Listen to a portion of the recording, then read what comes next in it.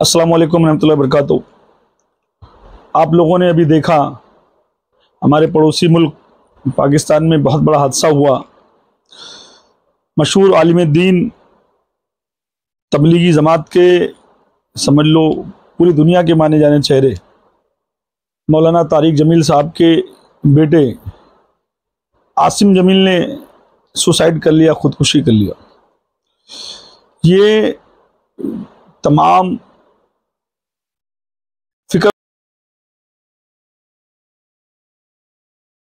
वालों के लिए बहुत बड़ी सोचने की बात है, क्योंकि मौलाना तारिक जमील पूरी दुनिया में घूम घूम कर लोगों को अमल वगैरह बताया, सब्र की तलकीद दी, रिस्क मांगने का तरीका बताया, कैसे दुआ करके रोजी मांगी जाती है ना, जादू टोने से बचने का तरीका बताया, हर चीज़ बताई।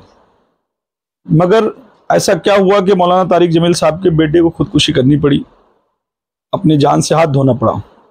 जो कि इतने बड़े आलिम दीन हैं, क्या उनके घर में ये बात नहीं पता थी कि खुदकुशी कुफ्र है, खुद की जान लेना इस्लाम में हरगिज़ मतलब कि इजाज़त नहीं है। तो क्या मामलात बन गए। इतना संजीदा, इतना अच्छा लड़का बकौले मौलाना तारिक जमील कि मेरे तमाम बेटों में यानी 3 बेटों में सबसे अच्छा बेटा मेरा आसिम ही था। तो ऐसा क्या हुआ कि उनके बड़े बेटे ने खुद को गोली मार ली और इंतकाल कर गया।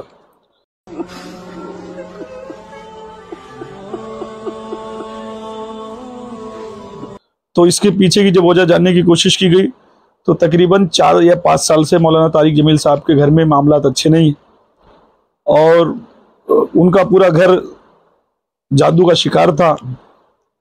उनका बच्चा डिप्रेशन में था, अपनी अहलिया को लेकर, बीवी को लेकर, और बहुत सारे मामलात थे। मौलाना तारिक जमील ने खुद बहुत से लोगों से जादू के ताल्लुक़ से बात किया था, है ना। मैं इसीलिए कहता हूँ कि आदमी चाहे जितना बड़ा आलिम, मुफ्ती, हाफिज़ और कारी हो जाए, मगर जो काम अल्लाह ताला ने औलिया अल्लाह के सुपुर्द किया है वो मौलवी नहीं कर सकता है ना। अब ख़ास तौर पे आप बरेली मसलक के आलिमों को देख लो, वो हाफिज़ों को या कारियों को या उनके मौलाना मुफ्तियों को जब उनको मस्जिद और मदरसे से निकाल दिया जाता है तो छोटी छोटी टपरी लेकर, छोटी छोटी दुकानें लेकर, कहीं घर में वो दुआ ताबीज़ की दुकान खोल कर बैठ जाते हैं अपने मदरसे में और लोगों को ताबीज़ बांटते रहते हैं और उसी से अपना कारोबार धंधा चलाते हैं। मगर खुदा की कसम कुछ फ़र्क नहीं पड़ता है। उसकी वाहिद वजह ये है ना कि मौलाना अहमद रज़ा ने किताब लिख दी थी ताबीज़ की, इतनी मोटी, शायद सविस्तान रज़ा ऐसा कुछ तो नाम है। उसी ताबीज़ को देखकर ये लोग किताब लिखते हैं। अब इनको ये पता नहीं है कि किताबों को देखकर ताबीज़ नहीं लिखा जाता है, वक्त के हिसाब से लिखा जाता है, चांद के हिसाब से लिखा जाता है, नाम के हिसाब से लिखा जाता है ना। मगर अब ये क्या, ये रटे रटाए तोते हैं, तो पिंजरे से निकलेंगे तो वही हाथ देखकर वही बताएंगे जो इनको पंडित ने सिखाया था। और जो कि इनके घर के हालात देखो तो इनकी बेटियां भागी हुई हैं, इनके लड़के बीमार हैं, इनके हालात ख़राब हैं, इनके मामलात ख़राब हैं और ये दूसरों को ताबीज़ लिखते रहते हैं। हाँ, और लोग भी बेवकूफ़ है। जो काम औलिया अल्लाह के सुपुर्द था अल्लाह ताला ने अपने दोस्तों को दिया, इसीलिए अल्लाह ने औलिया अल्लाह से दोस्ती की है, क्योंकि औलिया अल्लाह के पास अल्लाह ने ये तमाम रूहानियत अता की है। अब ये ज़कात और सदका फितरा खाने वाले, पूरी ज़िंदगी मतलब के लोगों के चंदे और सदक़े पे पलने वाले, इनके मुंह में रूहानियत कहाँ से आएगी, या इनके कलम में रूहानियत कहाँ से आएगी, इनके अमल में रूहानियत कहाँ से आएगी। ऐसे कितने मौलवी मुल्ला, मैं नाम नहीं लेना चाहूँगा, मुंबई में, महाराष्ट्र में, वो चाहे अहले तशय्युओं के हों, चाहे सुन्नियों के हो, चाहे तबलीगियों के, जमातियों के हो, उनके इलाज किए हुए को जब वो लोगों ने ख़राब कर लिया इलाज कर करके और लोग थक गए उनके पास पैसा दे दे के, तो ऐसे लोगों को फिर हमने अमल किया और हम लोगों ने इलाज किया और सही किया।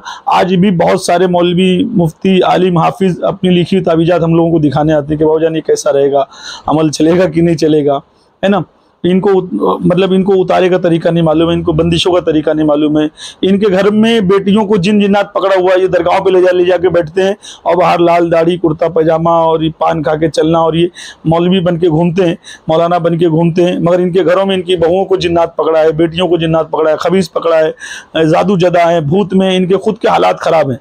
उसकी वजह क्या है? क्योंकि जो ये काम कर रहे हैं ये काम उनका नहीं है ना।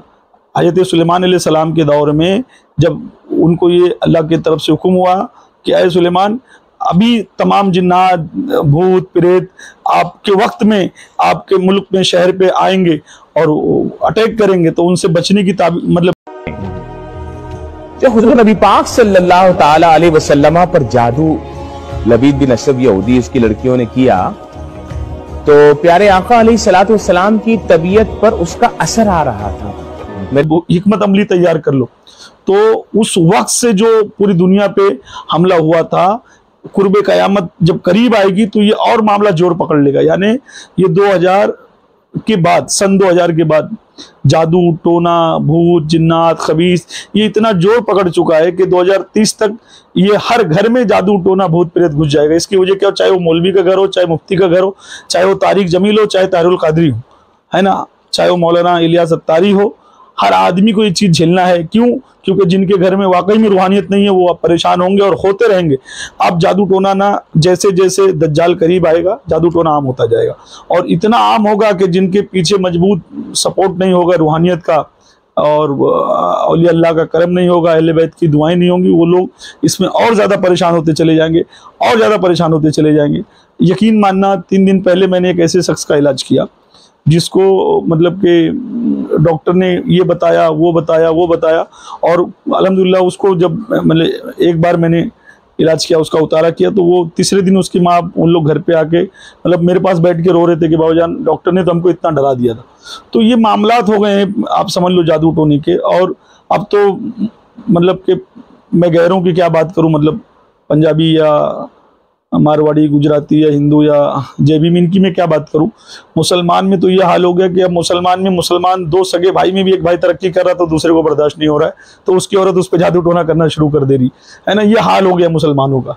تو اللہ تعالی ہم کو ان تمام چیزوں سے بچائے. طارق جمیل صاحب کا گھر بھی اسی کے مطلب کہ بھیٹ چڑھ گیا، ان کے گھر میں بھی یہ معاملات بہت زیادہ ہو گئے. اور دوسری بات یہ ہو گئی کہ اللہ پاک طارق جمیل کو بہت لمبی عمر دے. میں دعا کروں گا، کیونکہ طارق جمیل نے جو یہ کام کیا ہے 4-5 سالوں میں، پوری زندگی کی توبہ انہوں نے کر لی ہے نا. طارق جمیل صاحب نے اپنی مجلس میں کہا کہ ہم سے بہت بڑی غلطی ہو گئی. میں بڑے دکھ کے ساتھ کہتا ہوں کہ اہل سنت میں ہمارے اندر ناسبیت گھس گئی ہے. ناسبیت، بغض شیعہ میں ہم اہل بیت کی شان کو گھٹا دیا ہے. اور میں کرتا ہوں تو یہ تو شیعوں کی تائید کر رہا ہے، شیعوں کو تقویت پہنچا رہا ہے. میں امام شافعی کے مذہب پر ہوں. اذا كان الرفض حب آل محمد فلیشهد الثقلان انی رافض، کہ ہم نے اپنی زندگی میں ذکر اہل بیت نہیں کیا، ذکر پنجتن پاک نہیں کیا ہے نا. اور میں توبہ کرتا ہوں اپنے پچھلے تمام بیانوں سے اور تمام باتوں سے کہ جس میں میں نے سیدہ اور مولا علی حسن حسین علیہ السلام کا ذکر نہیں کیا. آج اس شخص کی یہ سب سے بڑی بات ہے کہ اپنے بیٹے کے جنازے میں بھی اس نے ذکر شہدائے کربلا کیا. 6 مہینے بعد آپ کا بھی وصال ہو گیا. تو پھر واقعہ کربلا اتنی بڑی تسلی ہے پوری امت کے لیے کہ کسی نبی کی نسل پوری تحقیق کر دی جائے.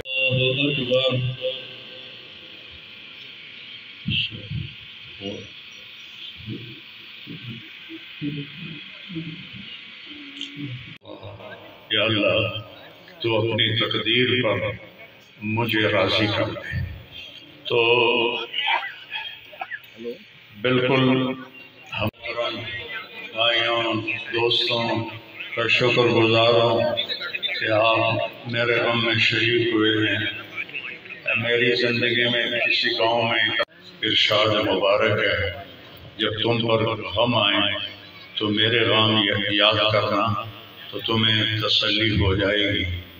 تو مولا حسین علیہ السلام کو حسین علیہ السلام کہا ہے نا، یہ بہت بڑی بات ہے. اور میں نے دیکھا کہ طارق جمیل کو مولانا سعد نے جو ہے نکال دیا تھا، اور پھر وہ ایک جماعت ٹوٹ کے الگ ہو گئی، جماعتیوں میں بھی پھوٹ پڑ گئے. اس کی واحد وجہ یہ تھی کہ مولانا طارق جمیل پہ بھی شیعت کے فتوے لگ گئے، جو کہ ہم لوگوں پہ لگتے وہ الگ بات ہے، کیونکہ ہم اہل سنت سے آتے ہیں، ہم تو نیاز فاتحہ والے ہیں، اولیاء اللہ کے ماننے والے، ہم تو اہل بیت کا ذکر کرنے والے. اور ہم پہ بھی کچھ جاہل جو ہے بد دین بے سمجھ ہم کو بھی رافضی شیعہ کہتے رہتے ہیں، اس سے کوئی فرق نہیں پڑتا ہے. اہل بیت کی محبت سکھاؤ. سبحان اللہ. اس کے بغیر نہ ایمان مکمل ہے، نہ زندگی مکمل ہے، نہ راستہ طے ہوگا۔ ہمارے چینل پہ آگے الٹا سیدھا کمنٹ کرتے ہیں، اس سے ہم کو بال کو بھی دھکا نہیں لگتا ہے نا، کیونکہ جو دو باپ کے ہیں نا وہی حق برداشت نہیں کر پاتے، وہی الٹا سیدھا کمنٹ کرتے ہیں، اور جو جن کا خون پاک ہے، جو واقعی میں سنجیدہ لوگ ہیں، وہ باتوں کو سمجھتے ہیں، سوچتے ہیں، اس کو جا کے سرچ کرتے ہیں، اس کو ڈھونڈتے ہیں، اگر ان کو ملتا ہے تو ایکسیپٹ کرتے ہیں، نہیں ملتا ہے تو وہ کانٹیکٹ کرتے ہیں کہ یہ آپ نے بتایا تھا، یہ نہیں ملا۔ مگر جن کے باپ دو ہیں وہ خالی آتے ہیں غصہ نکالنے کے لیے، الٹا سیدھا کمنٹ کرنے کے لیے چینل پہ، کیونکہ جن کا خون ہی ناپاک ہے تو وہ اہل بیت کا ذکر برداشت کہاں سے کر پائیں گے، پنجتن پاک کا ذکر کہاں سے برداشت کر پائیں گے؟ آج بات سمجھ۔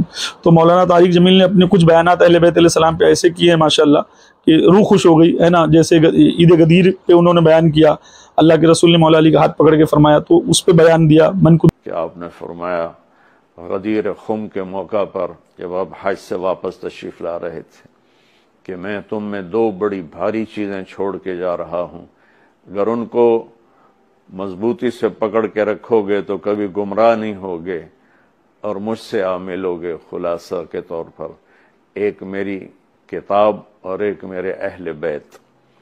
تو ہم نے قرآن کے ساتھ بھی ناانصافی کی ہے اور اہل بیت کے ساتھ بھی ناانصافی کی ہے، درد سے کہہ رہا ہوں یہ بات، میں فرقہ واریت سے بالا تر ہو کر یہ بات کر رہا ہوں کہ ہمیں اگر ان کے گھرانے سے پیار نہیں ہے تو وہ کیا ایمان ہے اور کیسا ایمان ہے؟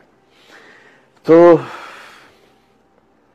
اللہ اس کے رسول نے جو محبت کی نشانی بتائی ہے وہ بھی میں نے بتا دی، اور جو اللہ کے نبی فرما رہے ہیں کہ 3 کام اپنی اولاد کو سکھاؤ، قرآن، میری محبت، میرے اہل بیت کی محبت۔ اس لیے میری فریاد سنو اللہ کے واسطے، علماء سے بھی کہتا ہوں، خطیبوں سے بھی کہتا ہوں، اپنا مسلک پیش نہ کرو، اسلام پیش کرو۔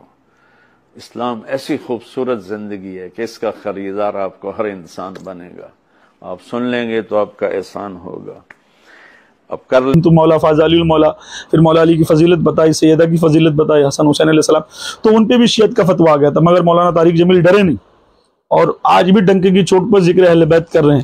مولانا طارق جمیل نے جب کثرت کے ساتھ ذکر اہل بیت کیا تو ان کی جماعت کے بہت سارے لوگوں نے اہل بیت کی طرف رجوع کیا اور ان کا ذکر کرنا شروع کیا کہ ہم سے بھی۔ علی کے بارے میں اللہ کے نبی نے فرمایا، من کنت مولاہ فعلی مولاہ، جس کا میں مولا ہوں علی اس کا مولا ہے۔ اور یہاں مولا سے مراد دوست نہیں ہے، یہ ہم دوست کا ترجمہ کرتے ہیں آقا، سردار، جس کا میں سردار ہوں علی اس کے سردار ہیں۔ اس کے پیچھے ایک کافی پس منظر میں بہت سی چیزیں ہیں، ان کی صفائی کرنے کے لیے میرے نبی نے غدیر خم پر یہ حدیث بیان فرمائی خطبے میں کہ جس کا میں مولا ہوں اس کا علی مولا ہے۔ تو یہ چند دن پہلے مجھے خیال آیا کہ ہمیں حضرت علی نہیں کہنا چاہیے، ہمیں مولا علی کہنا چاہیے۔ اہل بیت کا ذکر نہیں ہوا۔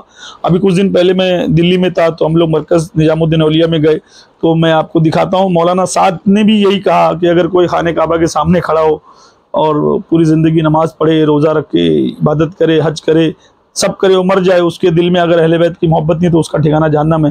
یہ کون کہہ رہا ہے؟ جن کو یہ لوگ حضرت جی کہتے ہیں، مولانا سعد جو جماعتیوں کے امیر ہیں۔ اگر کوئی شخص پوری زندگی حجر اسود اور مقام ابراہیم کے درمیان کھڑے ہو کر روزے کے ساتھ پوری زندگی عبادت کرے اور عبادت کرتا کرتا وہیں مر جائے اور اس کے دل میں آپ کے اہل بیت کی طرف کے بارے میں کوئی بغض یا کوئی اختلاف اس کے دل میں ہو تو اللہ اس کو جہنم میں ضرور داخل کرے۔ ان کی ویڈیو بھی میں ڈال رہا ہوں، آپ دیکھیے۔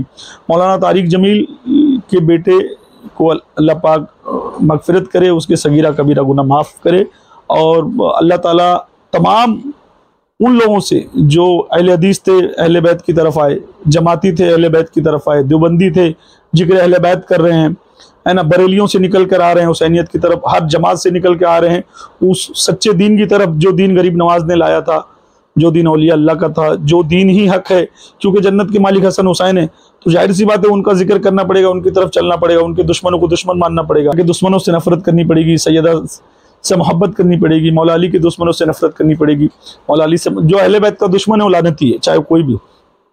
تو یہ جو فکر اب آ رہی نا لوگوں کے اندر، چاہے وہ اہل حدیث ہو، چاہے جماعتی ہو، چاہے دیوبندی ہو، چاہے بریلی ہو، اور وہ حقیقت کی طرف آ رہے، وہ جانتے ہیں کہ ہم چاہے جتنا مسلک کا پرچار کر لے، آخرت میں اس کا حساب کتاب نہیں ہوگا، نہ قبر میں ہوگا، یہ ہم بھی بیوقوف بن رہے ہیں، دوسروں کو بھی بنا رہے ہیں۔ تو جو یہ کہا جاتا ہے کہ اسلام زندہ ہوتا ہے ہر کربلا کے بعد، یہ کتنا غلط ہے۔ سنیے، اسلام کو بدنام کیا گیا کربلا کے بعد، صحابہ کرام کو گالیاں دی گئی کربلا کے بعد، حضرت عمر بن خطاب، حضرت ابو بکر اور اما عائشہ رضی اللہ تعالی عنہم اجمعین کو گالیاں دی گئی کربلا کے بعد، اور حضرت امیر معاویہ رضی اللہ تعالی عنہ کو اسلام سے خارج نعوذ باللہ قرار دیا گیا کربلا کے بعد۔ اسلام کی شکل کو بگاڑا گیا، اسلام کو بدنام کر دیا گیا کربلا کے بعد۔ پھر لوگ یہ کہتے ہیں کہ اسلام زندہ ہوتا ہے کربلا کے بعد۔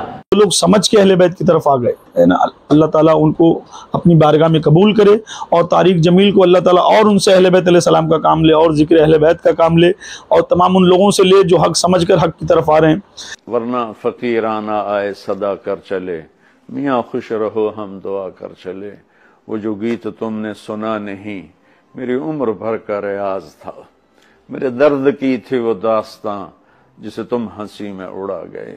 طارق جمیل صاحب کے ساتھ جو ہوا، ہم کو بڑی ہمدردی ہے، اللہ پاک ایسے حادثات کسی کے گھروں میں نہ لائے، اللہ تعالیٰ ان کی حفاظت کرے، اور اللہ تعالیٰ ان منافقوں کو نست و نابود کرے، دشمنان اہل بیت کو نست و نابود کرے، جو مشن اہل بیت روکنے پہ لگے رہتے ہیں، اولیاء اللہ کے مشن کو روکنے پہ لگے رہتے ہیں، حق دین کو بتانے سے روکنے پہ لگے رہتے ہیں، اور جو لوگ اس طرف آ رہے ہیں اللہ تعالیٰ ان کی ہر بلائیں مصیبتوں کو دور کرے، اللہ پاک ان سے راضی ہو، اہل بیت راضی ہو، پنجتن پاک راضی ہو، اور رسول نبی کریم صلی اللہ علیہ وسلم محشر میں ان کو جام کوثر دیں، مولا علی علیہ السلام اپنے ہاتھوں سے پلائے، آقا حسین اور مولا حسن علیہ السلام جو جنت کے سردار ہے ان کی غلامی میں جنت نصیب ہو، عورتوں کو سیدہ کی غلامی میں جنت نصیب ہو، اللہ تعالی ہم سب کو دین حسین پہ موت نصیب فرمائے۔